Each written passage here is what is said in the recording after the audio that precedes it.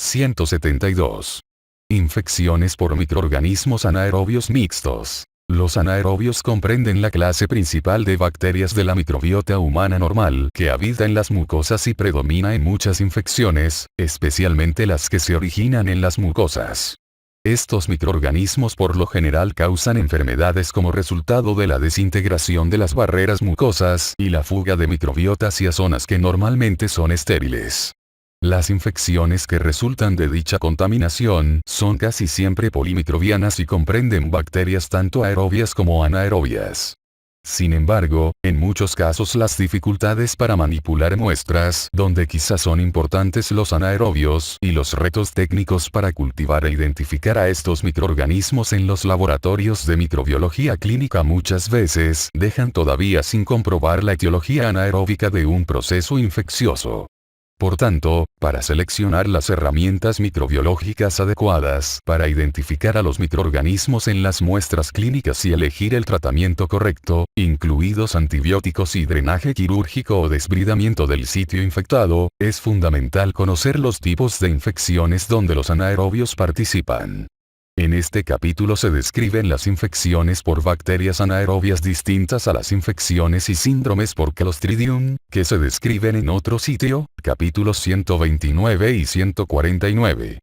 Perspectiva histórica. Los organismos anaerobios fueron identificados por primera vez por Antonie van Leeuwenhoek en 1680, casi un siglo antes de que se descubriera el oxígeno mismo. Leeuwenhoek colocó medio de cultivo, polvo de pimienta triturada y agua de lluvia limpia, en dos tubos de vidrio, uno abierto al aire ambiental y el otro sellado, que incubó por varios días. Aunque no esperaba observar nada en el tubo sellado, se sorprendió al encontrar animálculos en ambos tubos. Notó que estas bacterias en el tubo sellado eran más grandes que la clase más grande en el tubo dejado abierto al aire. No fue sino hasta mediados o finales del siglo XIX que Pasteur y otros confirmaron los hallazgos de Leeuwenhoek. Sin embargo, estos principios descritos por Leeuwenhoek explican la patogenia básica de las infecciones anaeróbicas. El desarrollo de un ambiente anaeróbico en un espacio cerrado se debe al consumo de oxígeno por parte de los organismos aerobios y permite el crecimiento excesivo de organismos anaerobios. Diferencias entre organismos anaerobios y aerobios. Las bacterias pueden clasificarse como anaerobios obligados, mueren en presencia mayor o igual a 0,5% de oxígeno, organismos aerotolerantes, toleran la presencia de oxígeno, pero no pueden usarlo para crecer, y los anaerobios facultativos, pueden crecer en presencia o ausencia de oxígeno. La mayor parte de los anaerobios de importancia, tales como Bacteroides fragilis, Prebotella melaninogénica y Fusobacterium nucleatum, tienen tolerancia relativa al ambiente aerobio. Estos organismos contrastan con los aerobios obligados, que requieren altas concentraciones de oxígeno para crecer, y organismos microaerófilos, a los que dañan las concentraciones atmosféricas de oxígeno, cerca de 21%, pero requieren concentraciones bajas de oxígeno, casi siempre 2 a 10%, para crecer. Dado que el oxígeno molecular puede reducir el superóxido y el peróxido de hidrógeno, que son dañinos para las células, la capacidad de tolerar la presencia de oxígeno se debe en parte a la expresión de superóxido dismutasa y catalasa. La variación en organismos anaerobios que toleran desde menos de 0,5% hasta 8% de oxígeno molecular puede reflejar la cantidad de estas enzimas que producen. Además, los organismos aerobios y anaerobios difieren en su metabolismo energético. La respiración celular requiere el establecimiento de un gradiente electroquímico a través de la membrana, lo que produce un potencial eléctrico, a menudo relacionado con el gradiente de protones, a través de la membrana. En la respiración aeróbica, los electrones se trasladan por una cadena de transporte electrónico, con oxígeno como aceptor final. Los organismos anaerobios pueden metabolizar la energía por respiración anaeróbica o por fermentación. Dado que el aceptor final de electrones en la respiración anaeróbica, por ejemplo, sulfato, nitrato, dióxido de carbono o fumarato, no tiene tanta capacidad oxidante como el oxígeno, esta vía es menos eficiente que la respiración aeróbica y produce menos trifosfato de adenosina por molécula de glucosa. En contraste, la fermentación no usa un gradiente electroquímico, sino que libera energía de una molécula orgánica, por ejemplo, piruvato y sus derivados, a través de fosforilación del sustrato, por lo que es un proceso menos eficiente que la respiración aeróbica o anaeróbica. En comparación, la fermentación genera cerca de 5% de la energía liberada por la respiración aeróbica. Por estas razones, los anaerobios facultativos utilizan oxígeno de manera preferente, si está disponible. En situaciones con oxígeno limitado, los organismos usarán la respiración anaeróbica, en lugar de procesos de fermentación, si es posible. Anaerobios de la microbiota humana. La mayor parte de las superficies mucocutáneas en el ser humano alberga una flora abundante compuesta de bacterias aerobias y anaerobias. Estas superficies se encuentran dominadas por bacterias anaerobias, que con frecuencia constituyen entre 99 y 99,9% de la flora cultivable y varían en concentración desde 1000 por mililitro en la nariz hasta 10 a la 12 potencia por mililitro en los raspados gingivales y del colon, cuadro 172, 1. Es interesante observar que los anaerobios viven en muchas áreas del cuerpo que se encuentran expuestas al aire. Piel, nariz, boca y faringe. Se cree que los anaerobios viven en las porciones de estos sitios que se encuentran relativamente protegidas del oxígeno, como las fisuras gingivales, o que tienen un ambiente anaerobio local conferido por organismos aerobios vecinos, por ejemplo, superficies dentales. La capacidad para cultivar estos organismos es cada vez mejor y con atención estricta a las condiciones anaeróbicas, puede cultivarse más del 80% de los recuentos microscópicos en muestras fecales.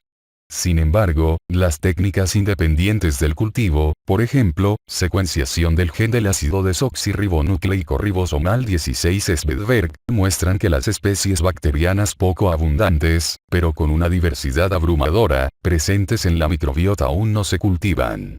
Varios proyectos, incluido el proyecto Microbioma Humano fundado por los Institutos Nacionales de Salud americanos y el MetaID patrocinado por la Comisión Europea, cuya finalidad es clasificar la microbiota normal de las personas sanas, demostraron la presencia de 10.000 especies bacterianas diferentes en el microbioma humano completo. Tan solo el intestino humano aloja más de 1000 especies bacterianas, con 100 a 200 especies en cada individuo determinado. El reservorio principal de las bacterias anaerobias es la porción inferior del tubo digestivo, aunque también hay cantidades considerables de estos organismos en la boca, piel y aparato genital femenino, cuadro 172, 1. En la cavidad bucal, la proporción entre bacterias anaerobias y aerobias varía de 1 a 1 en la superficie de un diente a 1000 en 1 en las fisuras gingivales. Gran parte de la microbiota anaerobia bucal natural corresponde a especies de prebotella y porpiromonas. Les siguen en cantidad Fusobacterium y Bacteroides, grupo no Bacteroides fragilis. En el estómago y la parte superior del intestino delgado sanos no existe una cantidad considerable de bacterias anaerobias. En la porción distal del íleon, la microbiota empieza a asemejarse a la del colon, donde la proporción entre especies anaerobias y aerobias es alta, cerca de 1000 en 1. Los anaerobios principales en el intestino humano pertenecen a los Filabacteroidetes y Firmicutes e incluyen varias bacterias del género de Prebotella y Bacteroides, por ejemplo, miembros del grupo Bacteroides fragilis como Bacteroides fragilis, Bacteroides tetaiota omicron, Bacteroides ovatus, Bacteroides vulgatus, Bacteroides uniformis y Parabacteroides distasonis, así como diversas especies de Clostridium, Peptostreptococcus, Blautia, y Fusobacterium. En el aparato genital femenino, existen cerca de 10,9 microorganismos por ml de secreciones, con una proporción de anaerobios a aerobios de 10:1. Los principales anaerobios en el aparato genital femenino son especies de Prebotella, Bacteroides, Fusobacterium, Clostridium y especies anaerobias de Lactobacillus. La microbiota de la piel contiene también anaerobios, principalmente Cutibacterium agnes, que antes era Propionibacterium agnes y se considerará una de las especies de Propionibacterium en el resto de este capítulo, y, en menor número, otras especies de Propionibacterias y Peptostreptococcus. Anaerobios y salud humana. Diversas bacterias comensales anaerobias se mencionan como mediadores cruciales de las funciones fisiológicas, metabólicas e inmunológicas del hospedador mamífero. La microbiota intestinal es fundamental para fermentar los carbohidratos de la dieta en productos que son más útiles para el hospedador, de entre los cuales los polisacáridos son la fuente biológica de energía más abundante. De los organismos encontrados en el intestino, especie Bacteroides expresan la mayor variedad de enzimas degradadoras de polisacáridos, que aportan nutrientes importantes para el hospedador y otros organismos comensales. Por ejemplo, Bacteroides theta Omicron expresa 172 glucosilohidrolasas. Asimismo, la microbiota intestinal anaerobia elabora productos secretados que fomentan la salud del ser humano, por ejemplo, vitamina K y ácidos biliares útiles en la absorción de grasas y la regulación del colesterol.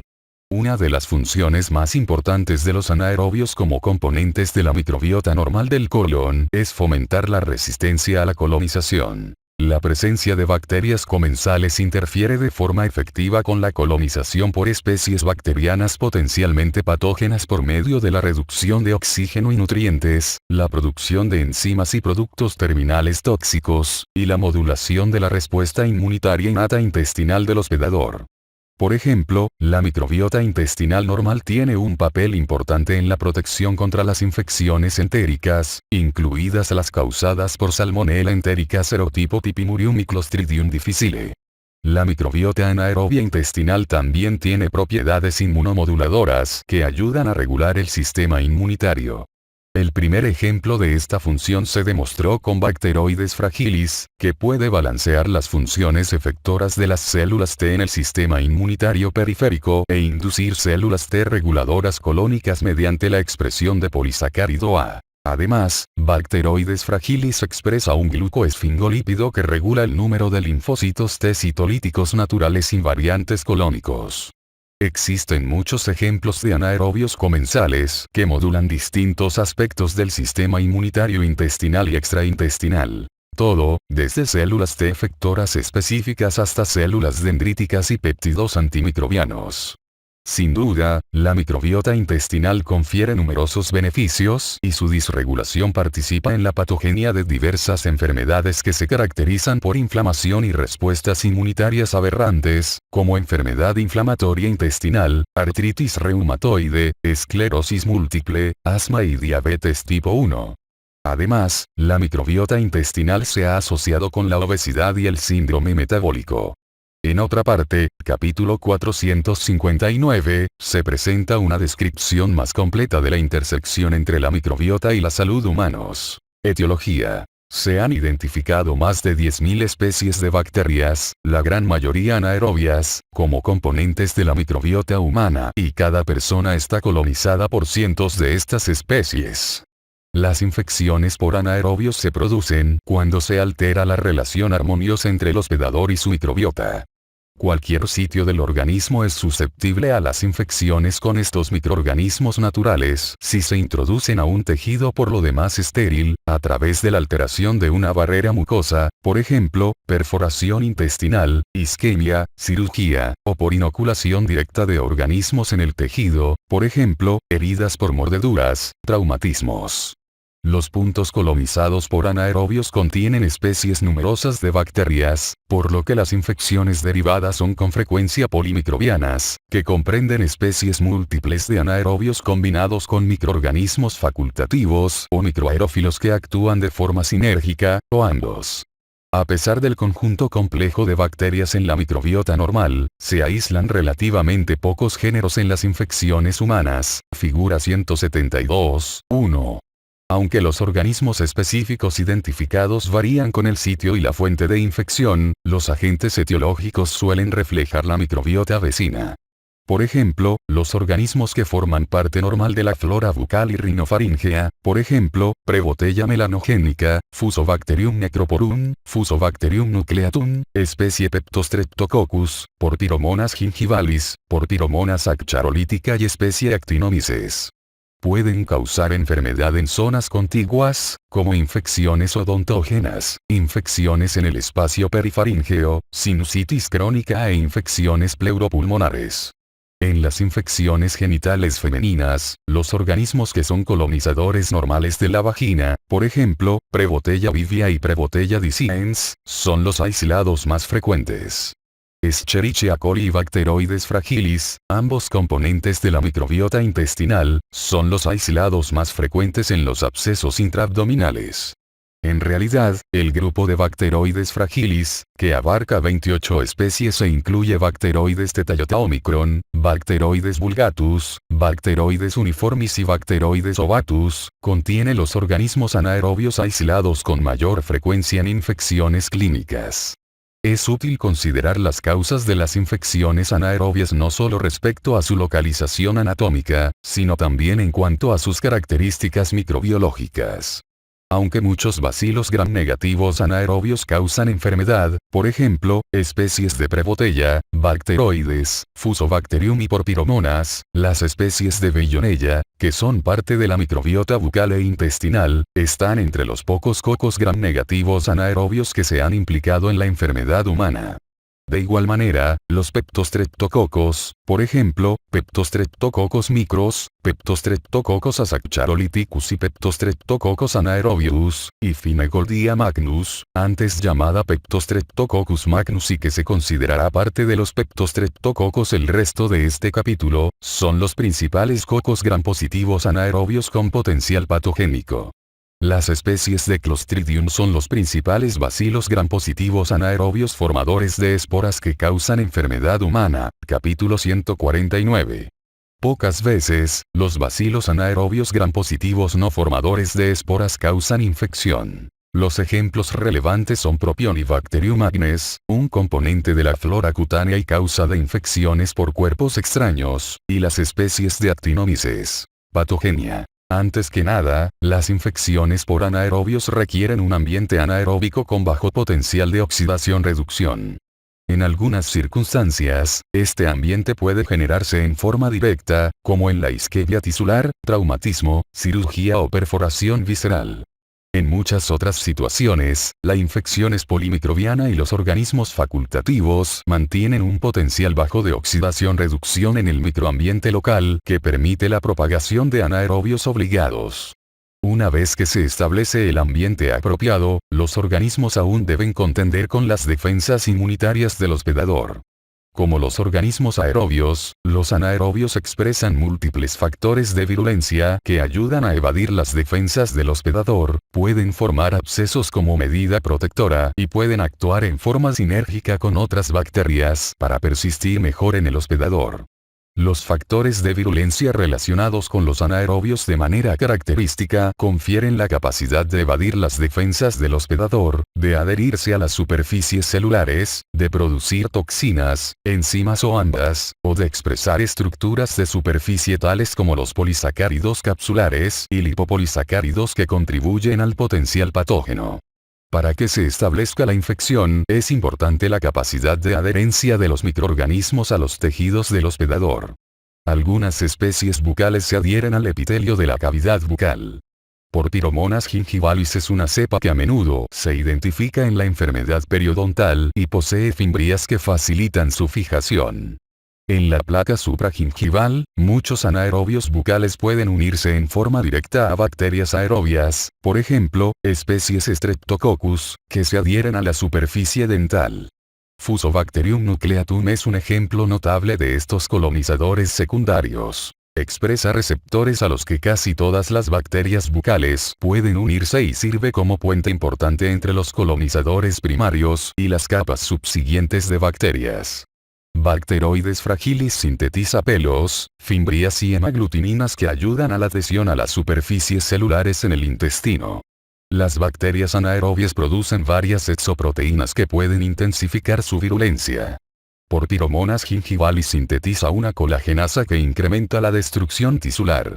Las exotoxinas producidas por las especies de Clostridium, incluidas la toxina botulínica, toxina tetánica, toxina C y B de Clostridium difficile y 5 toxinas producidas por Clostridium perfringens forman parte de las toxinas bacterianas más virulentas en los estudios sobre mortalidad en ratones. Las bacterias anaerobias gram negativas como Bacteroides fragilis, por Piromonas gingivalis y Prebotella intermedia tienen moléculas de lípido A. Endotoxinas, que son entre 100 y 1000 veces menos potentes desde el punto de vista biológico que las endotoxinas de las bacterias aerobias gram negativas. Estas diferencias pueden relacionarse con variaciones en el estado de acilación, la longitud de los ácidos grasos y el número de grupos fosfato.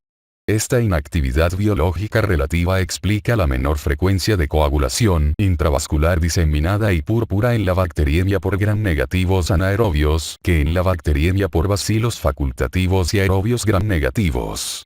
Una excepción es el lipopolisacárido de Fusobacterium, que constituye la causa de la gravedad del síndrome de Lemierre, véase complicaciones de las infecciones por anaerobios de cabeza y cuello, más adelante. El factor de virulencia estudiado de manera más amplia de los anaerobios que no forman esporas es el complejo capsular de polisacáridos de Bacteroides fragilis. Este microorganismo es singular entre los anaerobios por su potencial para virulencia durante la proliferación en sitios que suelen ser estériles. Aunque constituye solo 0,5 a 1% de la microbiota colónica normal, Bacteroides fragilis es el anaerobio aislado con mayor frecuencia en las infecciones intraabdominales y bacteriemia. En un modelo animal de septicemia intraabdominal, se identificó al polisacárido capsular como el principal factor de virulencia de Bacteroides fragilis. Este polímero tiene una función importante y específica en la inducción de abscesos. En una serie de estudios biológicos y moleculares detallados sobre este factor de virulencia, se observó que Bacteroides fragilis produce cuando menos 8 polisacáridos capsulares, número mucho mayor que el publicado para cualquier otra bacteria encapsulada. Bacteroides fragilis exhibe polisacáridos de superficie definidos, ya sea solos o combinados, regulando la expresión de estas cápsulas a manera de encendido y apagado por medio de la inversión reversible de segmentos del ácido desoxirribonucleico dentro de los promotores de los operones que contienen los genes necesarios para la síntesis de polisacáridos. El análisis estructural de dos de estos polisacáridos, polisacárido A y polisacárido B, reveló que cada polímero consta de unidades repetitivas con grupos de aminoácidos libres con carga positiva y negativa. Esta característica estructural es rara entre los polisacáridos bacterianos y el potencial de polisacárido A, y en menor grado de polisacárido B, para inducir abscesos en animales depende de esta forma de carga suiteriónica. La inducción de abscesos intraabdominales guarda relación con la capacidad de polisacárido A de estimular la liberación de citocinas, en especial de interleucina 8, interleucina 17 y del factor de necrosis tumoral alfa por las células peritoneales residentes a través de mecanismos dependientes del receptor tipo TOL2. La liberación de citocinas y quimiosinas da lugar a quimiotaxis de neutrófilos polimorfonucleares al peritoneo, donde se adhieren a las células mesoteliales inducidas por el factor de necrosis tumoral alfa para estimular su expresión de la molécula de adherencia intercelular 1. Los neutrófilos polimorfonucleares adheridos a las células que expresan molécula de adherencia intercelular 1 probablemente representen el nido en el que se origina el absceso. El polisacárido A también activa los linfocitos T para que produzcan ciertas citocinas, que incluyen a la interleucina 17 y al interferón gamma, necesarios para la formación de abscesos. Estos factores de virulencia no solo promueven la persistencia de la bacteria anaerobia que los produce, también ayudan a la supervivencia de organismos presentes y generan sinergias bacterianas. En la clínica, estas sinergias se demuestran por el hecho de que las infecciones anaerobias casi siempre incluyen 3 a 6 organismos distintos. Los ejemplos de esta patogenia sinérgica incluyen la creación de un ambiente favorable para el crecimiento, por ejemplo, establecimiento y mantenimiento de un ambiente anaerobio por parte de los organismos facultativos, inhibición de las defensas del hospedador, por ejemplo, producción de ácidos grasos de cadena corta y ácido succínico que inhiben la capacidad de los fagocitos para eliminar bacterias facultativas, provisión de los factores de crecimiento necesarios para otros organismos, por ejemplo, los difteroides bucales producen vitamina K, que Prebotella melaninogénica necesita, y la generación de daño tisular, que favorece la diseminación de la infección. De este modo, los facultativos y los anaerobios obligados potencian de manera sinérgica la formación de abscesos. Estudio del paciente. Infecciones por microorganismos anaerobios mixtos. En la valoración de pacientes con posibles infecciones por bacterias anaerobias se deben considerar varios puntos. 1. Los microorganismos que colonizan sitios en mucosa son comensales. Muy pocos causan enfermedad. Cuando estos microorganismos causan una enfermedad, a menudo ocurre a proximidad de la mucosa que colonizan. 2. Para que los anaerobios produzcan una infección hística, deben extenderse más allá de las barreras normales de las mucosas. 3. Es necesario que se den las condiciones que favorecen la propagación de estas bacterias, en particular un descenso importante de la capacidad de oxidorreducción. Entre esas condiciones se presentan las regiones traumatizadas, las zonas de destrucción hística o con deterioro del riego sanguíneo y necrosis. 4. Con frecuencia, existe una abundante y compleja microflora infecciosa.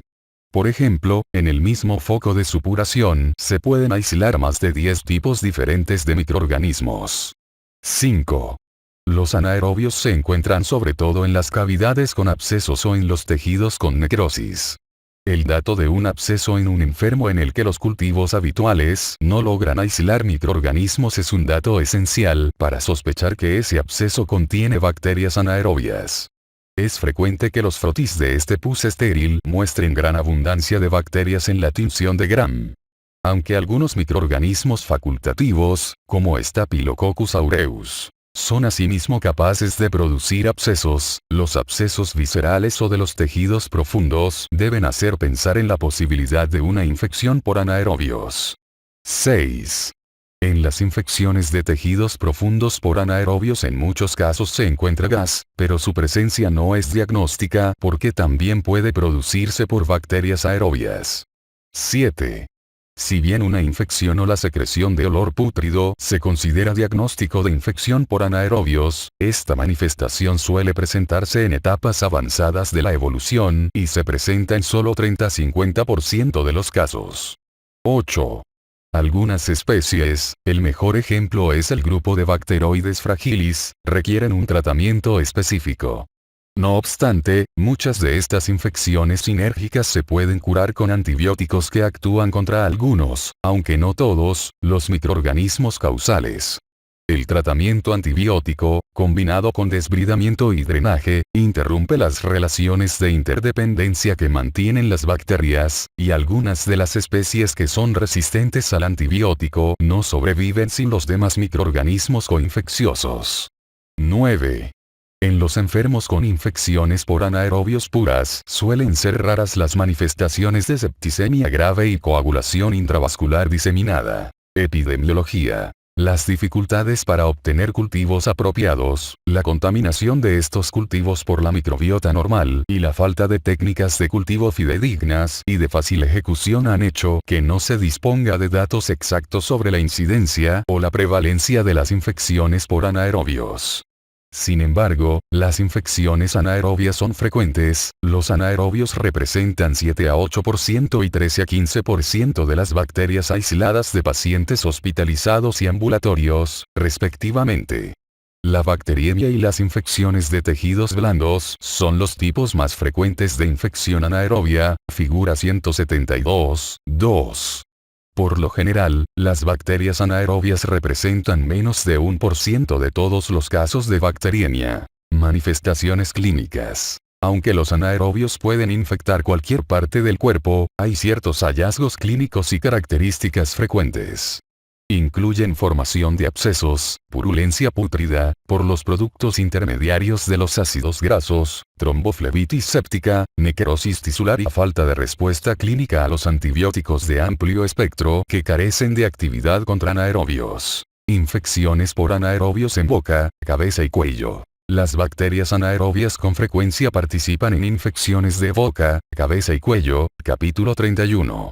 Los aislados predominantes son componentes de la microbiota normal de las vías respiratorias altas, sobre todo especies de Prevotella saccharolítica, especies de Fusobacterium, Peptostreptococcus y Streptococcus microaerófilos. Infecciones bucofaciales. Las infecciones bucales más frecuentes son odontógena e incluyen caries dental y enfermedad periodontal, gingivitis y periodontitis.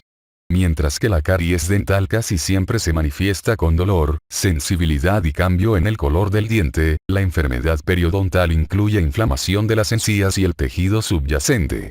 En sus formas más graves, la periodontitis puede causar dificultad para masticar, dientes flojos y a veces, pérdida de piezas dentales. Las infecciones bucofaciales graves casi siempre son consecuencia de la infección dental y el proceso puede diseminarse del diente a distintas áreas anatómicas que presentan la menor resistencia, lo que causa infecciones periapicales, periodontales o pericoronales. Si se rompe por completo la superficie dental, puede haber una infección endodóntica, pulpitis. En etapas avanzadas de la pulpitis, el diente suele ser muy sensible al calor, pero los estímulos fríos producen alivio. Sin tratamiento, la pulpitis puede evolucionar hasta invadir el hueso alveolar y generar un absceso periapical. Los abscesos, en particular los que afectan los segundos y terceros molares, a veces se extienden a los espacios submandibular, sublingual y submentoniano, angina de Ludwig. Esta infección causa inflamación local intensa de los tejidos con dolor, trismo y desplazamiento superior y posterior de la lengua. La inflamación submandibular del cuello y la obstrucción por la lengua afectan la deglución y causan obstrucción respiratoria. En algunos casos, la traqueotomía salva la vida. Desde el punto de vista microbiológico, la caries dental inicia con la unión de Streptococcus mutans y Streptococcus sanguis a la superficie dental, con la colonización subsiguiente con anaerobios. En contraste, la periodontitis suele asociarse con Porphyromonas gingivalis, Tannerella forsythensis, Agregatibacter actinomycetem comitans y Treponema denticola. Las especies de Fusobacterium, Actinomyces, Peptostreptococcus y Bacteroides, distintas a Bacteroides fragilis, son los organismos aislados más a menudo en los abscesos periapicales. Gingivitis ulcerosa necrosante aguda. La gingivitis puede convertirse en una infección necrosante, boca de trinchera, estomatitis de Vincent capítulo 31. El comienzo de la enfermedad suele ser repentino y se asocia con encías sensibles y sangrantes, halitosis y mal sabor de boca. La mucosa gingival, sobre todo las papilas interdentarias 1, se ulceran y pueden estar cubiertas por una pseudomembrana blanco-amarillenta o grisácea fácil de desprender con una presión ligera. Los pacientes desarrollan enfermedad sistémica, con fiebre, linfadenopatía cervical y leucocitosis.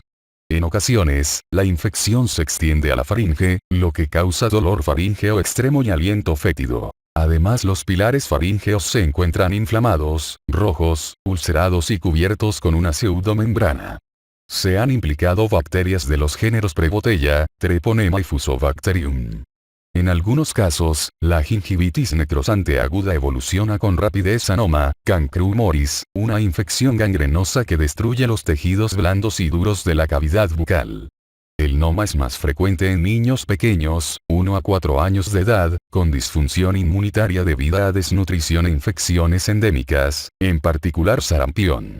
Esta infección ocurre en todo el mundo, pero es más frecuente en África subsahariana, donde la incidencia es de 1 a 7 casos por 1000 niños. Aunque la patogenia no se comprende del todo, se cree que la infección con Fusobacterium necroporum y Prebotella intermedia son los impulsores clave de la enfermedad. Sin tratamiento, la tasa de mortalidad es del 70 al 90%. Infecciones del espacio perifaríngeo. Estas infecciones se originan por la diseminación de microorganismos de las vías respiratorias altas a espacios potenciales formados por planos aponeuróticos de la cabeza y cuello. La causa suele ser polimicrobiana y está constituida por microbiota normal de la mucosa del sitio en que se originó la infección. El absceso periamigdalino es la infección perifaríngea más frecuente y es complicación de la amigdalitis aguda. Acorde con su asociación con la amigdalitis, afecta más a menudo a los adolescentes. Los pacientes presentan dolor faríngeo, disfagia, inflamación periamigdalina, voz apagada y desviación de la úvula al lado contrario. El cultivo del material del absceso casi siempre muestra estreptococos del grupo A, junto con anaerobios obligados, por ejemplo, especies de bacteroides, Prebotella y Peptostreptococcus capítulo 31. Por lo general, los abscesos retrofaríngeos ocurren en niños de 2 a 4 años, aunque pueden formarse a cualquier edad. Aunque la infección supurativa de los ganglios linfáticos retrofaríngeos antecede a estos abscesos en los niños, la ingestión de un cuerpo extraño o un traumatismo local son los factores desencadenantes más frecuentes en los adultos. El cuadro clínico comparte muchas características con los abscesos periamigdalinos pero la dificultad para extender el cuello y la tortícolis son más frecuentes en el absceso retrofaríngeo. Los agentes etiológicos son los mismos que en los abscesos periamigdalinos, aunque algunas bacterias aerobias adicionales también participan, por ejemplo, Staphylococcus aureus, Streptococcus viridans. Sinusitis y otitis. Se ha implicado a las bacterias anaerobias en la sinusitis crónica, pero tienen una escasa participación en la sinusitis aguda. Se han realizado muchos estudios sobre la microbiología de la sinusitis crónica. En promedio, se han encontrado bacterias anaerobias en 2/3 de los pacientes, muchos estudios demuestran su presencia en más de 90% de los enfermos. Las bacterias anaerobias representan cerca de 40% de todas las bacterias cultivadas, y las aisladas con mayor frecuencia son especies de Streptococcus una prebotella y Porphyromonas. Staphylococcus aureus y las Enterobacteriaceae son los aerobios recuperados más a menudo en la sinusitis crónica. Se han aislado bacterias anaerobias en cerca de 60% de los casos de otitis media supurativa crónica en niños, pero no participan en la otitis media aguda. Complicaciones de las infecciones por anaerobios de cabeza y cuello. La extensión directa de estas infecciones puede causar otras manifestaciones de enfermedad. La diseminación craneal de estas infecciones puede originar una osteomielitis del cráneo o de la mandíbula o infecciones intracraneales, como abscesos cerebrales o empiema subdural. La propagación en sentido caudal puede ocasionar mediastinitis o infecciones pleuropulmonares. También pueden producirse complicaciones hematógenas a partir de infecciones de cabeza y cuello por anaerobios. La bacteriemia, que a veces es polimicrobiana, puede ocasionar una endocarditis u otras infecciones a distancia. El síndrome de Lemierre, capítulo 31, que en general es ocasionado por Fusobacterium necroporum, consiste en la infección bucofaringea aguda con tromboflebitis séptica secundaria de la vena yugular interna y émbolos sépticos frecuentes, más a menudo al pulmón. Esta infección por lo común inicia con una faringitis, seguida de invasión local en el espacio faríngeo lateral con la tromboflebitis resultante de la vena yugular interna. Infecciones del sistema nervioso central. Las infecciones de este sistema asociadas con bacterias anaerobias son absceso cerebral, absceso epidural y empiema subdural, en los que se recuperan anaerobios hasta en 30, 20 y 10% de los casos, respectivamente. La frecuencia con la que se recuperan anaerobios depende en gran medida de la razón primaria de la infección. Por ejemplo, los abscesos cerebrales suelen deberse a diseminación hematógena, diseminación contigua, traumatismo cefálico penetrante o intervención quirúrgica reciente. Las bacterias anaerobias se asocian más a menudo con abscesos cerebrales secundarios a la diseminación contigua, desde infecciones óticas, dentales y sinusales, y los patógenos recuperados son los mismos que en las infecciones antecedentes. Los estreptococos facultativos o microaerófilos y los coliformes a menudo son parte de una flora infectante mixta en los abscesos cerebrales. La localización de los abscesos también puede aportar información sobre los patógenos. Los abscesos en el lóbulo frontal, con frecuencia relacionados con sinusitis, se deben a anaerobios, estreptococos y estafilococos. Los abscesos del lóbulo temporal y del cerebelo a menudo se relacionan con la microbiota bucal y patógenos del oído medio. Los anaerobios obligados rara vez causan meningitis. Solo se identificó un anaerobio obligado en un estudio fundamental de 188 aislados de meningitis bacteriana, y un estudio de Vigilancia Nacional de Estados Unidos con 18.642 de tales aislados recolectados entre 1977 y 1981 encontró solo 5 anaerobios obligados. Esta baja incidencia puede obedecer en parte al hecho de que muchos laboratorios de microbiología clínica no cultivan el líquido cefalorraquídeo de manera rutinaria en busca de anaerobios. Infecciones pleuropulmonares. Los pulmones experimentan una siembra constante de la microbiota bucal por la microaspiración subclínica, que suele ocurrir en todas las personas. Aunque el pulmón es el sitio de intercambio de oxígeno y por tanto, es un ambiente en extremo aeróbico, los organismos más abundantes en las vías respiratorias inferiores, según la valoración de métodos in cultivo, incluyen anaerobios como especies de Prevotella y Bellonella, con presencia abundante también de Streptococcus microaerófilos, por ejemplo, el grupo Streptococcus milleri. En pacientes con eliminación bacteriana disminuida, por reducción de la tos, transporte mucociliar disfuncional o intoxicación alcohólica, o con tasas elevadas de aspiración, por trastornos neurológicos, alteración de la conciencia o disfunción de la deglución, estas bacterias anaerobias pueden establecer una infección y causar neumonía por aspiración, absceso pulmonar o empiema. Estas infecciones anaeróbicas evolucionan de manera indolente, lo que sirve como indicio clínico que las distingue de trastornos por otras causas, por ejemplo, neumonitis química, neumonía neumocócica, que a menudo tienen una evolución más aguda. Neumonía por aspiración. La neumonía por aspiración bacteriana debe distinguirse de otros síndromes clínicos asociados a aspiración que no son de origen bacteriano. Hay un síndrome debido a la aspiración de alimento, raras veces de un cuerpo extraño.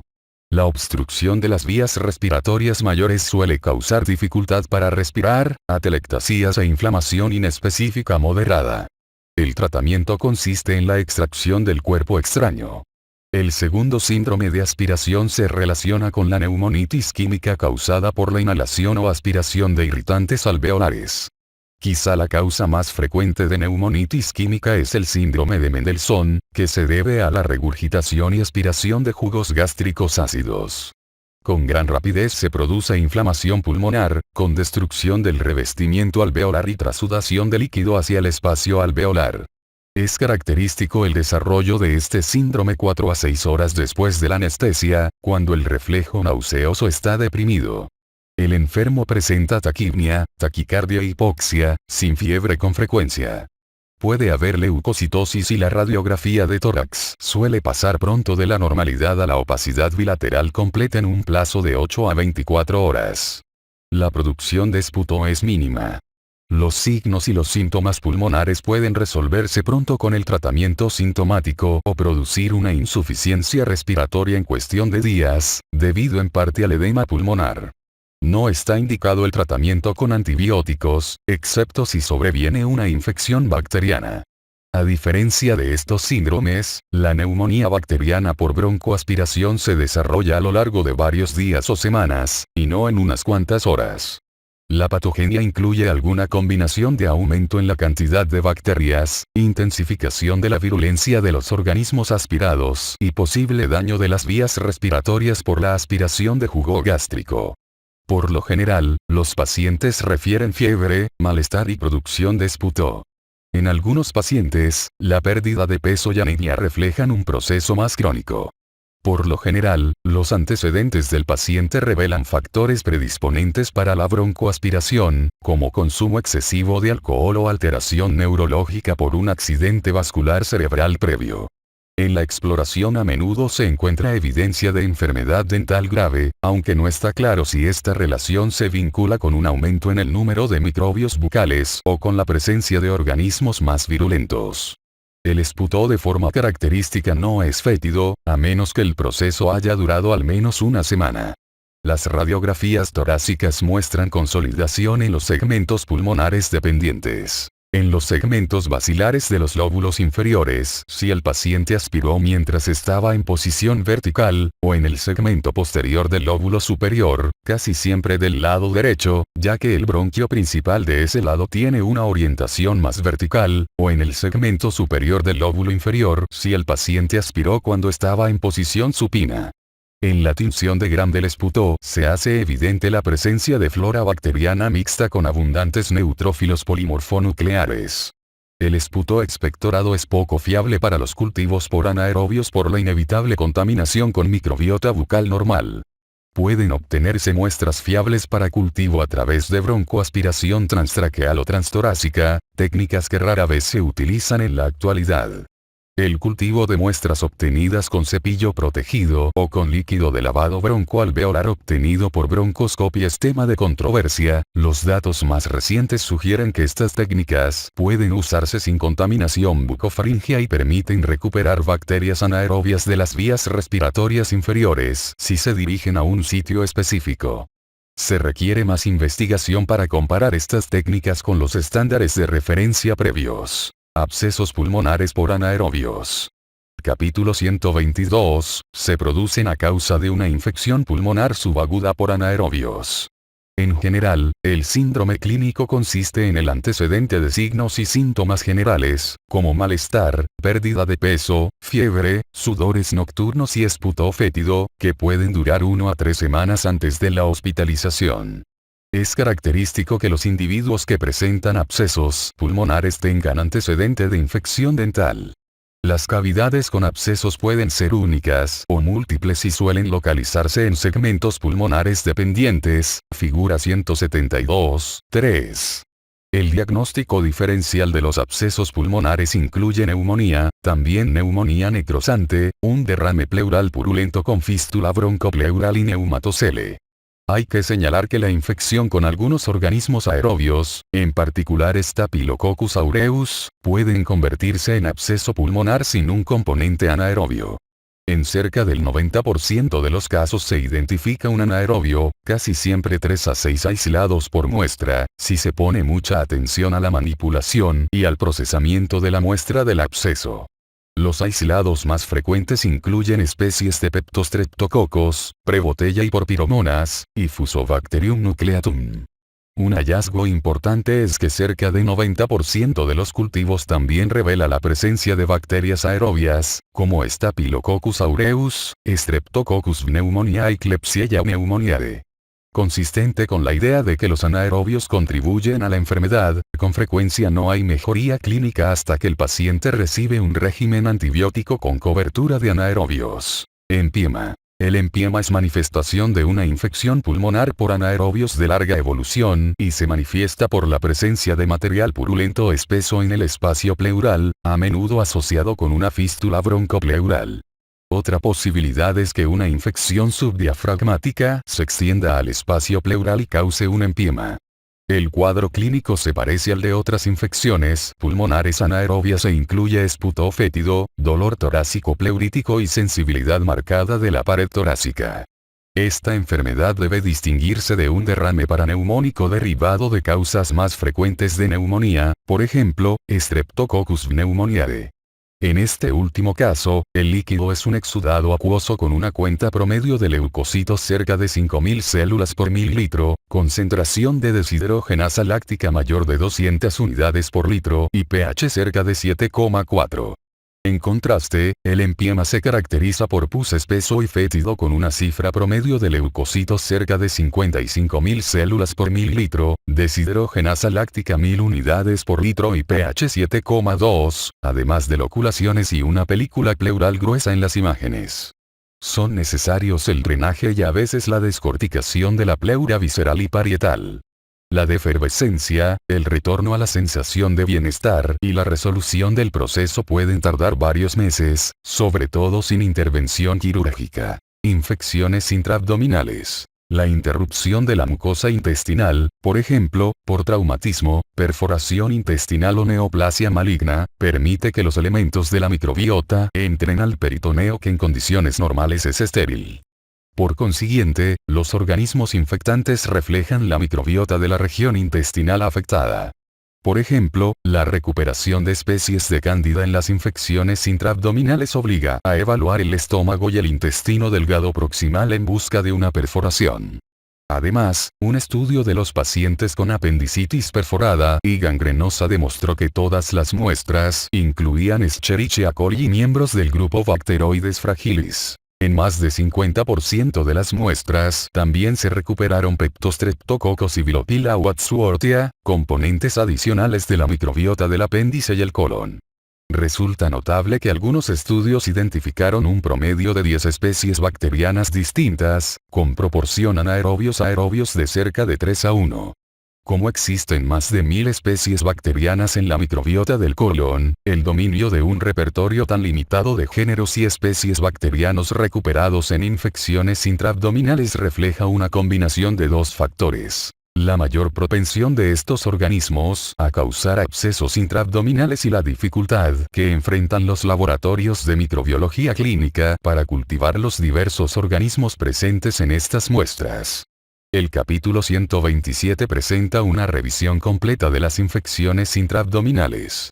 La enterocolitis neutropénica, tiflitis, implica engrosamiento de la pared intestinal, casi siempre mayor de 4 milímetros, en presencia de neutropenia, dolor abdominal y fiebre. Este trastorno afecta más a menudo el ciego y puede extenderse al ileón terminal y a la parte proximal del colon, aunque puede afectar cualquier región intestinal. Por lo general, la tiflitis ocurre 1 o 2 semanas después de la neutropenia inducida por quimioterapia para neoplasias hematológicas o, con menor frecuencia, cánceres sólidos, pero puede ocurrir con cualquier causa de neutropenia.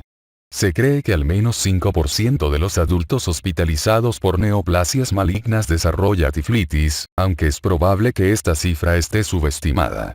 Aunque la localización más frecuente de dolor y sensibilidad abdominal es el cuadrante inferior derecho, estos síntomas están ausentes casi en la mitad de los casos. Además, algunos enfermos, en particular los que toman glucocorticoides, no tienen dolor abdominal alguno. Dado el debilitamiento de la pared intestinal y la neutropenia asociada, a menudo existe bacteriemia por uno o más organismos relacionados con la microbiota del segmento intestinal afectado. Los pacientes que desarrollan bacteriemia por Clostridium septicum suelen tener una enfermedad más grave y la identificación de esta bacteria tiene un marcado vínculo con la presencia de neoplasias malignas, sobre todo cáncer colónico. El tratamiento médico con reposo intestinal, descompresión intestinal y antibiótico de amplio espectro suele tener éxito, aunque la intervención quirúrgica puede ser necesaria en casos de hemorragia intestinal persistente, necrosis intestinal o deterioro clínico sugestivo de un proceso intestinal activo. Infecciones pélvicas. Los anaerobios se identifican con frecuencia en la enfermedad pélvica inflamatoria, absceso pélvico, endometritis, abscesos tubo-ováricos, aborto séptico e infecciones de heridas quirúrgicas o posparto. Aunque con frecuencia estas infecciones son mixtas, con participación de anaerobios y coliformes, las infecciones por anaerobios puras, sin coliformes ni otras especies de bacterias facultativas, son más frecuentes en las infecciones pélvicas que en las intraabdominales. Los principales patógenos anaerobios en los abscesos pélvicos son Prebotella vivia, Prebotella disiens y el grupo Bacteroides fragilis, aunque también pueden participar muchos otros anaerobios. En el capítulo 131 se presenta una revisión completa sobre la enfermedad inflamatoria pélvica. Las bacterias anaerobias se consideran factores que contribuyen a la causa de la vaginosis bacteriana. Este síndrome de origen desconocido se caracteriza por descargas fétidas profusas y un cambio en la ecología bacteriana que resulta de la sustitución de la microbiota normal dominada por Lactobacillus por un sobrecrecimiento de especies bacterianas anaerobias. Las técnicas basadas en cultivos independientes han identificado muchos organismos, como Garnerella vaginalis, Peptostreptococcus, micoplasmas genitales y especies de Prebotella, especies de Mobiluncus, Atopobium, Leptotrichia, Megaspaera y Egerteia. Esta amplia variedad de bacterias implicadas puede reflejar las diferencias en el espectro general de enfermedad en la vaginosis bacteriana y una respuesta fisiológica compartida a estos diferentes organismos. Infecciones de la piel y de los tejidos blandos. Como ocurre con otros sitios anatómicos, las lesiones de la piel y tejidos blandos por traumatismo, isquemia o cirugía crean un ambiente propicio para las infecciones anaerobias. Las bacterias infectantes se introducen en forma directa, por ejemplo, heridas relacionadas con cirugía abdominal, úlceras por presión o mordeduras humanas, o se originan en regiones contiguas, como abscesos cutáneos, abscesos rectales o infecciones de las glándulas sudoríparas axilares, hidradenitis supurativa. A menudo se cultivan anaerobios en las úlceras de los pies de pacientes diabéticos. Los sitios más frecuentes de celulitis por anaerobios incluyen el cuello, tronco, ingle, incluidos los genitales, y piernas. Las infecciones de los tejidos blandos profundos asociadas con bacterias anaerobias son gangrena gaseosa, celulitis sinérgica, progresiva y necrosante, fascitis necrosante y miositis, capítulos 124 y 149. La gangrena gaseosa, celulitis crepitante, por lo general se debe a Clostridium perfringens, aunque también se han implicado otras especies de clostridios. Esta infección incluye formación abundante de gas en el tejido, lo que causa crepitación y una secreción acuosa, oscura, a veces maloliente. La gangrena gaseosa típica casi siempre se manifiesta con fiebre y sensibilidad alrededor de la lesión, y puede diseminarse con rapidez. En contraste, hay formas más indolentes de celulitis anaeróbicas que incluyen cierta formación de gas, pero a menudo carecen de fiebre o dolor local intenso, y pueden extenderse en cuestión de días, no de minutos. La gangrena sinérgica de bacterias anaerobias, gangrena de Melaneae, se caracteriza por una zona de dolor intensísimo, enrojecimiento e inflamación, seguidos de ulceración. Conforme la úlcera crece, se rodea de un anillo violáceo que se desvanece en un borde edematoso rosado. Si no se trata pronto, la úlcera crece más y pueden formarse nuevas úlceras distantes. Los síntomas se limitan a dolor, no es típico que haya fiebre. A menudo se encuentran pectoestreptococos y estreptococos microaerófilos en el borde de avanzada de las lesiones, y es posible aislar Staphylococcus aureus y especies de Proteus de la úlcera. El tratamiento incluye resección quirúrgica del tejido necrótico y administración de antimicrobianos. En cambio, la celulitis necrosante sinérgica afecta la fascia profunda y ocurre cerca del punto de entrada bacteriana. Son frecuentes el dolor, fiebre y síntomas sistémicos. Si esta forma de celulitis afecta el escroto, perineo y pared abdominal anterior, se conoce como gangrena de Fournier. Los principales organismos identificados son Staphylococcus aureus, el grupo de Bacteroides fragilis, especies de Peptostreptococcus, Clostridium, Fusobacterium y miembros de la familia Enterobacteriaceae. La fascitis necrosante es una enfermedad destructiva de rápida diseminación que afecta la saponeurosis, y que por lo general se atribuye al estreptococo del grupo A. Capítulo 143, pero que también puede ser una infección mixta con anaerobios y aerobios. La fascitis necrosante polimicrobiana difiere de la fascitis necrosante estereotípica por estreptococos del grupo A, en que las lesiones eritematosas, inflamadas, sensibles iniciales evolucionan en 3 a 5 días, no en 1 a 3 días, con la rotura consecuente de la piel y la gangrena cutánea. Son frecuentes la fiebre, gas subcutáneo, desarrollo de anestesia, a menudo antes de la interrupción de la piel, y una secreción fétida. En ocasiones, los hallazgos clínicos particulares sugieren el agente causal. La linfadenopatía regional sugiere el grupo Bacteroides fragilis. La necrosis y la gangrena sugieren especies de Clostridium, Peptoestreptococcus, el grupo de B. fragilis y Enterobacteriaceae. Las lesiones ampollares sugieren Enterobacteriaceae. Un olor fétido sugiere especies de Bacteroides y Clostridium. Y la presencia de gas subcutáneo sugiere Peptoestreptococcus, especies de Clostridium y el grupo Bacteroides fragilis. Además, las infecciones diabéticas a menudo se asocian con especie Bacteroides, Enterobacteriaceae y Staphylococcus aureus, y las infecciones relacionadas con traumatismos, con especie Clostridium aunque Staphylococcus aureus es la causa típica de miositis, los anaerobios, en particular Clostridium perfringens, a menudo se recuperan de pacientes con miositis piógena. En la mionecrosis estreptocócica anaeróbica, a menudo se identifican pectoestreptococos junto con streptococos del grupo A, o Staphylococcus aureus. Por lo general los pacientes se presentan con fiebre, dolor muscular, fatiga y elevación de la creatinina sinasa, sugestiva de inflamación muscular, infecciones óseas y articulares. Una revisión integral de bibliografía mundial sobre infecciones óseas anaeróbicas incluyó más de 650 casos y en casi 400 de ellos la causa fue especie Actinomyces. Los cocos anaerobios y las especies de bacteroides, Fusobacterium y Clostridium fueron las que se identificaron más a menudo en los casos restantes. El compromiso mandibular por actinomicetos fue la forma más frecuente de infección ósea, la mandíbula estuvo afectada 4 veces más a menudo que la maxila. con frecuencia, en los pacientes con actinomicosis cervicofacial, capítulo 170, se describe una mandíbula con grumos por la inflamación prominente del tejido blando que a menudo se confunde con una neoplasia maligna o enfermedad granulomatosa.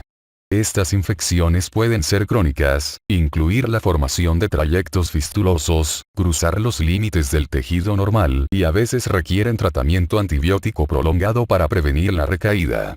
Las vértebras son el segundo sitio más frecuente de la infección por actinomices. El compromiso del tórax, abdomen o pelvis es mucho menos frecuente.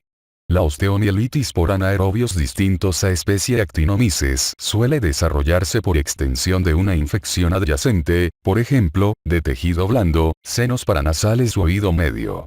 Algunos ejemplos son las úlceras del pie diabético y las úlceras de decúbito que se complican con osteomielitis mixta por aerobios y anaerobios, capítulo 126. La siembra hematógena de anaerobios en el hueso es infrecuente y se cree que ocurre en menos del 10% de los casos.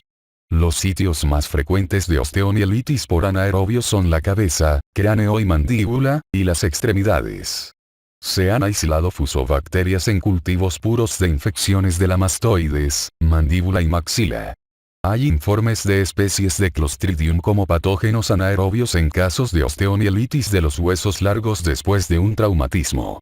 Los cocos anaerobios y microaerófilos se aíslan más a menudo en infecciones del cráneo o mastoides. Por lo general, estos organismos están presentes en cultivos mixtos. A diferencia de lo que sucede en la osteomielitis por anaerobios, la artritis por anaerobios, capítulo 125, es infrecuente, casi siempre se aísla una sola cepa y la mayoría de los casos es secundaria a diseminación hematógena. Aunque las especies de Fusobacterium representaban casi un tercio de los casos en la era preantibiótica, Propionibacterium agnes, los Peptostreptococcus y Bacteroides fragilis ahora están entre las causas más frecuentes de artritis séptica por anaerobios. Los Peptostreptococcus y Propionibacterium agnes suelen relacionarse con articulaciones prostéticas, especies Fusobacterium predominan en las articulaciones esternoclavicular y sacroiliaca, y la artritis por Clostridios es muy frecuente después de un traumatismo.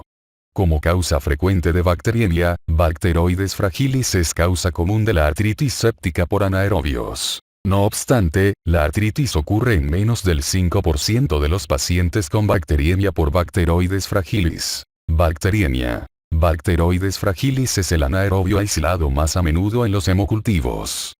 Aunque la frecuencia de cultivos positivos parecía ir en descenso en la década de 1980, la evidencia más reciente sugiere que la tasa va en aumento y que este incremento podría relacionarse con los cambios demográficos, con más pacientes ancianos, inmunodeprimidos o que reciben medicamentos que alteran la barrera mucosa, por ejemplo, quimioterapia. La fuente más frecuente de la bacteriemia es un absceso en el abdomen, aparato genital femenino o tejido blando. En un hospital estadounidense grande de tercer nivel 0,8% de todos los hemocultivos positivos mostró un bacilo gram negativo anaerobio, 0,5% generó Bacteroides fragilis. Un estudio similar en Francia reveló que 0,6% de todos los hemocultivos positivos producían un organismo anaerobio. 60% de estos aislados era alguna especie de bacteroides y 22% era una especie de Clostridium. También se recuperan especies de Peptostreptococcus y Fusobacterium con significativa frecuencia. Una vez identificado el microorganismo en la sangre, por lo general es posible deducir la puerta de entrada al torrente sanguíneo y el problema subyacente que condujo a la invasión de la sangre, al conocer su lugar de residencia habitual. Por ejemplo, la bacteriemia mixta por anaerobios, incluido Bacteroides fragilis, indica una afección del colon con interrupción de la mucosa por neoplasias, diverticulitis u otras lesiones inflamatorias. Las manifestaciones iniciales dependen de la vía de entrada y reflejan el trastorno localizado. Aunque las manifestaciones clínicas de la bacteriemia por Bacteroides fragilis, por ejemplo, temblores, fiebre agitada, son similares a las de la bacteriemia por aerobios gram negativos, la incidencia de choque séptico es menor con Bacteroides fragilis. Es probable que esto se deba a las discrepancias en los efectos inmunoestimulantes de las distintas estructuras de las endotoxinas. En todos los casos, el aislamiento de un miembro del grupo Bacteroides fragilis en la sangre indica una infección subyacente asociada con una tasa de mortalidad del 60% sin tratamiento. Se ha sugerido que la tasa de mortalidad depende en parte de la especie aislada, Bacteroides theta Omicron para Bacteroides distasonis Bacteroides fragilis, pero no está claro si las diferencias en las tasas de mortalidad se relacionan con discrepancias intrínsecas en la virulencia de estas bacterias, en sus perfiles de susceptibilidad antimicrobiana o a la respuesta inmunitaria del hospedador. Las tasas de letalidad por caso parecen aumentar con la edad del paciente, con tasas informadas superiores a 66% en los pacientes mayores de 60 años, con los aislamientos polimicrobianos en el torrente sanguíneo y con la imposibilidad de extirpar el foco de infección por vía quirúrgica. Endocarditis. Capítulo 123. Aunque los anaerobios gram negativos solo en raras ocasiones producen endocarditis, su participación se relaciona con tasas de mortalidad significativas, 21 a 43%. Los miembros del grupo Bacteroides fragilis son los anaerobios gram negativos identificados con mayor frecuencia en la endocarditis. Es probable que los estreptococos anaerobios, que a menudo se clasifican en forma incorrecta, sean los causantes de esta enfermedad con mayor frecuencia de lo que se cree.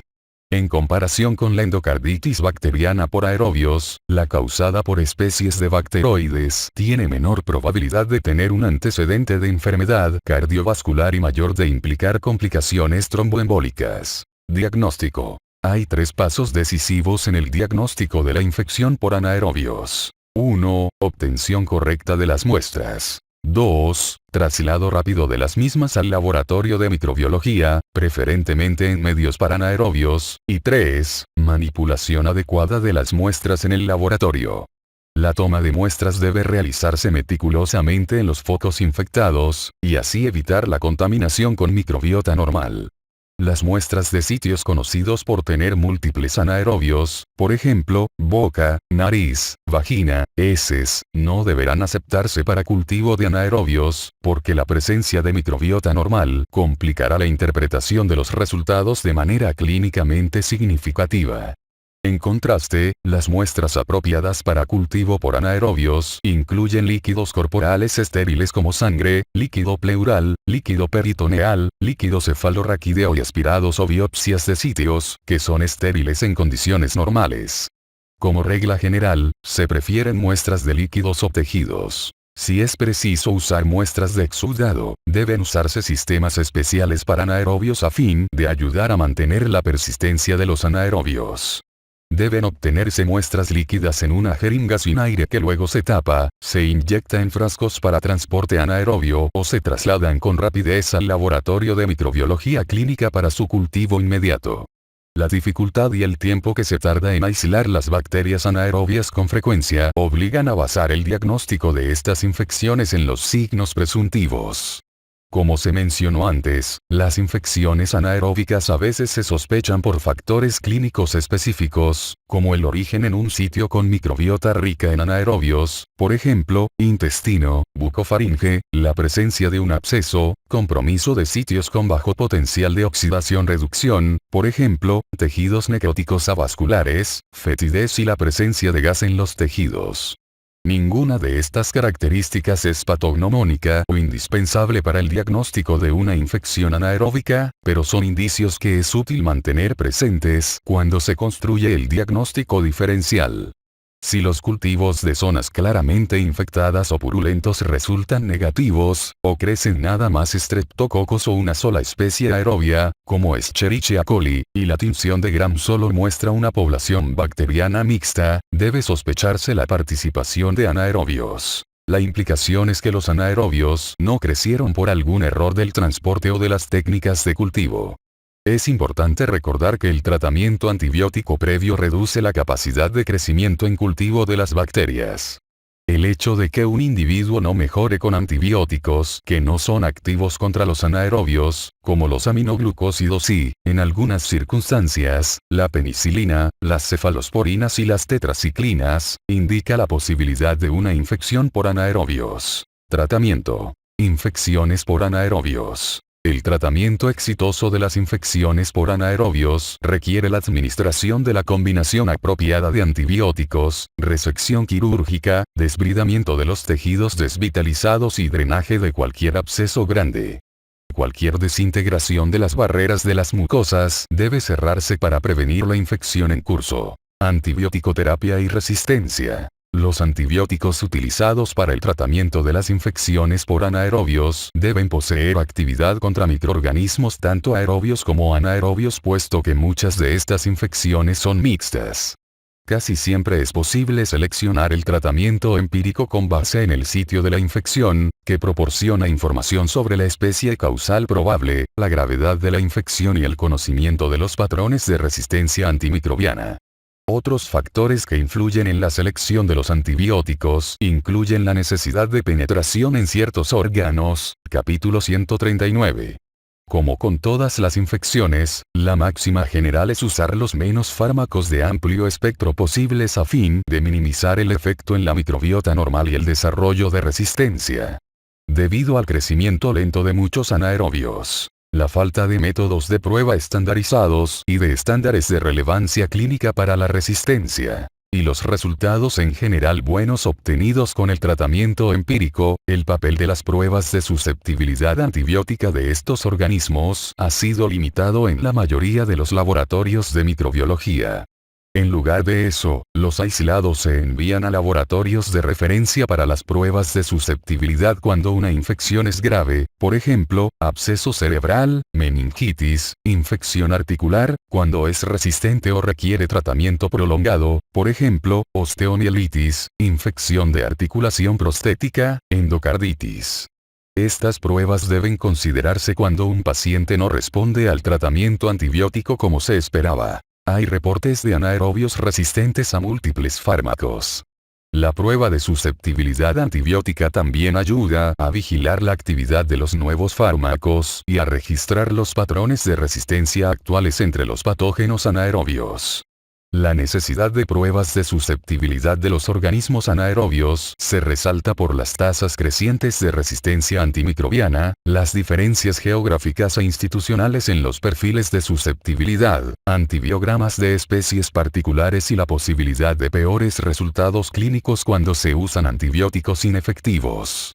Estas diferencias impiden hacer generalizaciones sobre el tratamiento antibiótico para las infecciones anaeróbicas.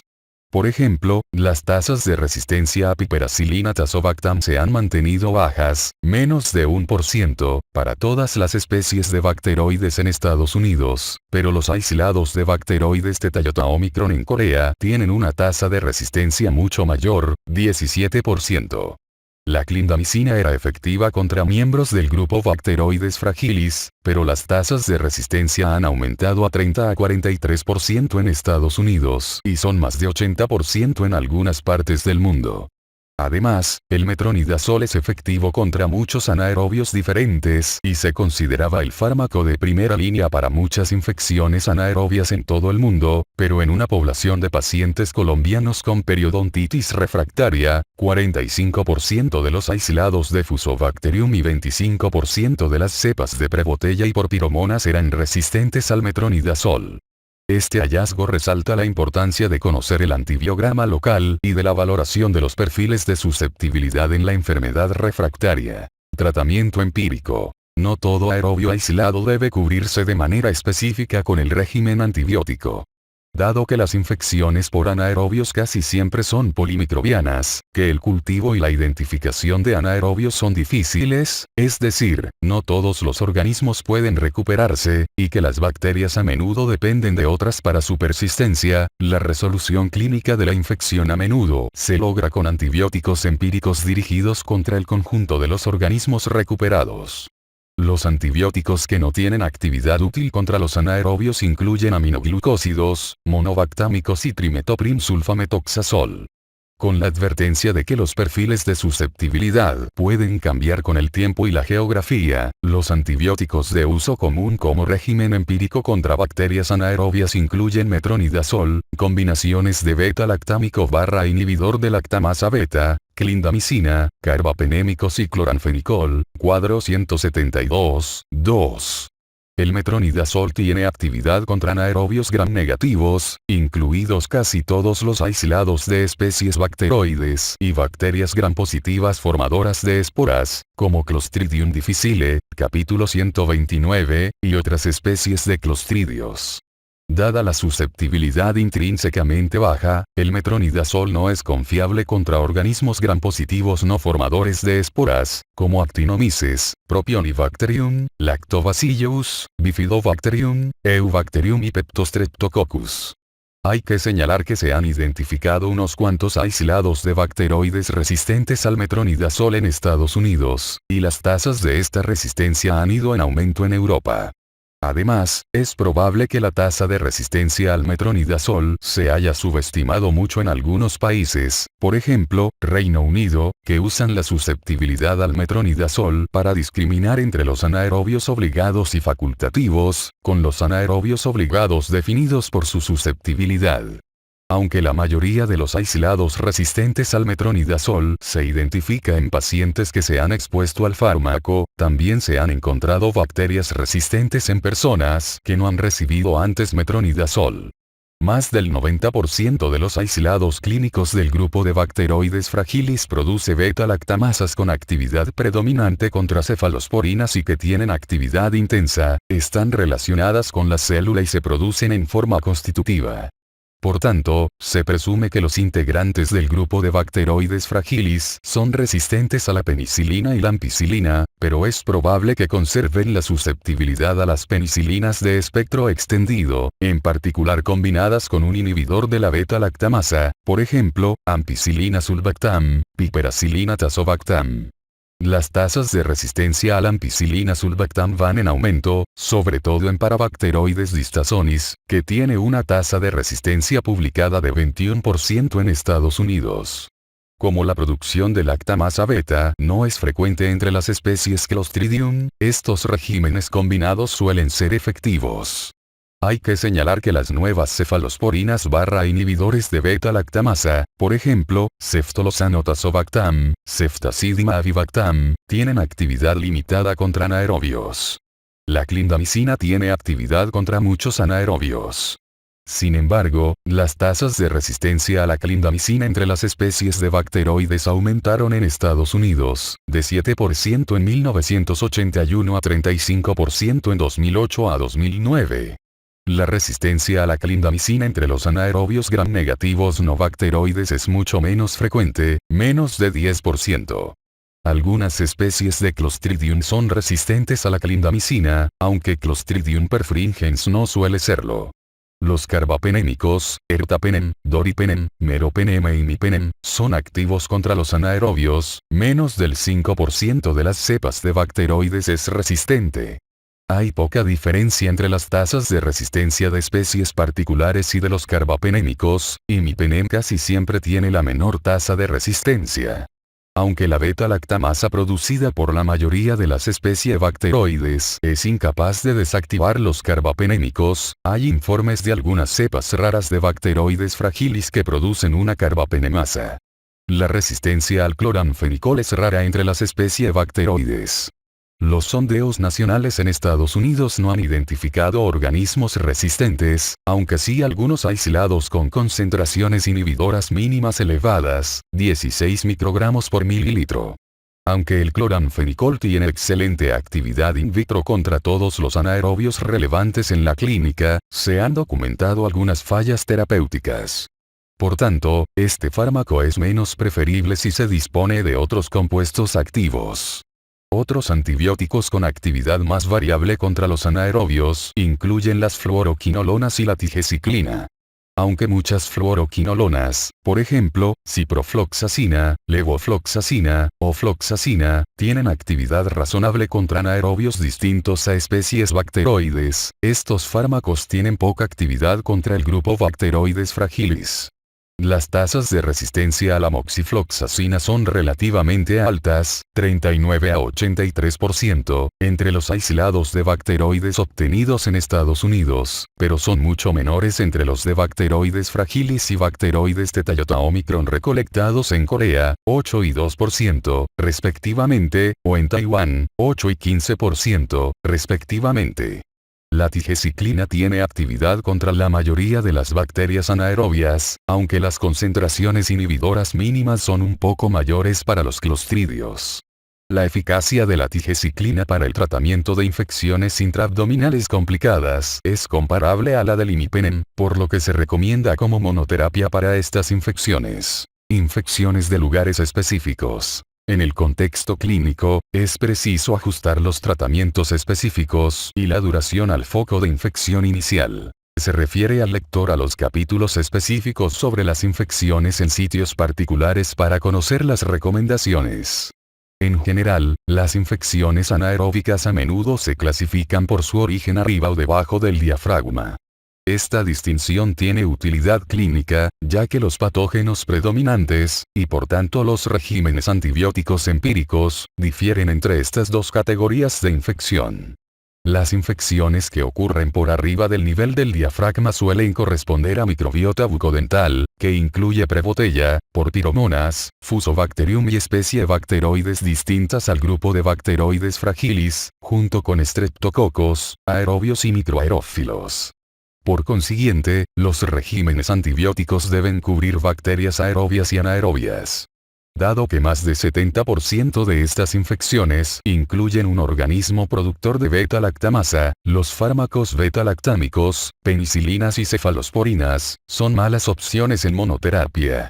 Los regímenes recomendados incluyen clindamicina, una combinación de beta-lactámico con un inhibidor de la lactamasa beta, o metronidazol con un fármaco activo contra estreptococos microaerófilos y aerobios, por ejemplo, penicilina.